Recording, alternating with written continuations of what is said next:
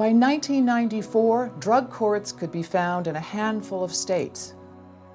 But without national leadership, there's no guarantee this expansion will last. Then, a group of intrepid justice leaders convenes in a tiny hotel boardroom in Alexandria, Virginia.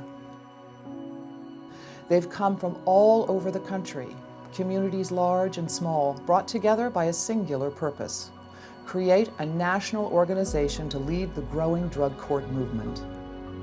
We actually worked into the night on the first night, probably quite a bit past midnight.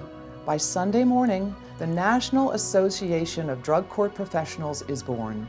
Oklahoma was ranked #1 per capita in the world for the incarceration of men, and #2 for women, and they were working really hard to become #1. Sending someone to jail, putting them on probation, doing those things that were typically done, we needed something different. I was asked to build this program, and I was wondering, gosh, wouldn't it be nice if there was a resource, if there was somebody, some organization that could help. When NADCP is created, there are fewer than 50 drug courts in the United States. The impact is immediate. With NADCP fighting for funding and training, the number of programs explodes. It gave our community hope. People understood that we were doing something that was really disruptive to the drug culture. Lori Robinson, who at the time was the Assistant Attorney General in charge of the Office of Justice Programs, she said that she wanted to help us be established, but she also wanted us to be responsible for the creation of standards. The publication of the 10 key components helps solidify the model. It is disseminated at a new annual conference where treatment court professionals gather to recharge, share ideas, and learn best practices. The national conference has grown and grown and grown because it gives people that sense of tribe, that sense of belonging and inspiration. I went to the conference. I had an opportunity to learn more about what it meant to be a drug court that ascribed to the 10 key components.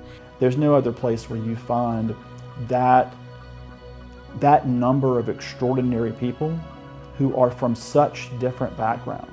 It's rare in our society. You get to see a brand new idea suddenly take hold and start making a difference.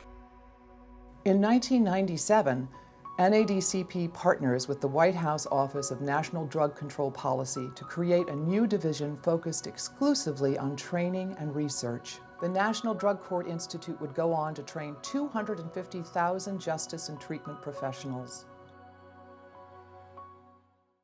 I get a phone call from Jeff, and he said, hey buddy, how would you like to move to DC and be my deputy director at the National Drug Court Institute? And I said, well, what is the National Drug Court Institute? He said, well, it's a closet at NADCP. We don't really have any room for it, but we have some funding, and it's going to be pedal down work.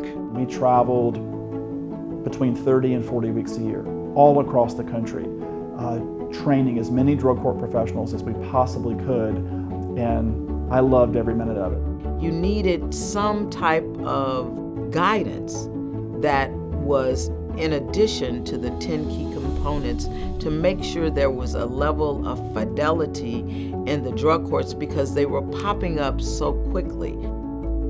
15 years after the founding of NADCP, there are over 2,400 treatment courts in operation. And yet, despite this growth, treatment courts are not widely known. This would soon change. So tactically, we said, we have to make drug court a household name. All rise. All rise. All rise. And put drug court within reach of every American in need. We launched the All Rise campaign. We engaged Congress. We'd be on CNN one day and CBS the next. The message that treatment works, people get better, all those stories that we told resonated. We put drug courts into place. I think making some really smart decisions about dealing with people. Nationwide, the number of drug courts has doubled in the last decade. We had begun to turn the tide, and drug courts were becoming a household name and something that couldn't be ignored.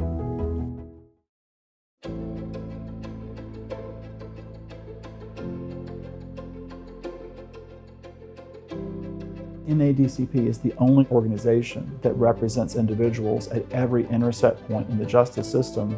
NADCP is uniquely situated to ensure that those individuals have the best information they can have to deal with everyone in the justice system who has a substance use or a mental health disorder. I think that NADCP is uniquely equipped to help the field. NADCP will serve more people this year than at any year in our history. The individuals who work in the treatment courts and the individuals who those courts serve are the lifeblood of NADCP. NADCP was founded to support the incredible men and women who have propelled this movement. We are your backbone, your voice, and your guide. It is our honor to be of service to you yesterday, today, and tomorrow.